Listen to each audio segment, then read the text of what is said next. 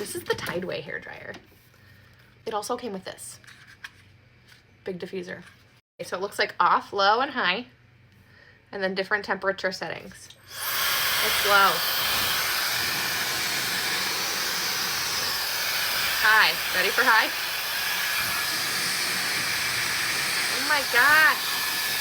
This is powerful for being so small. All right, that put out a lot of power. 4 heat settings.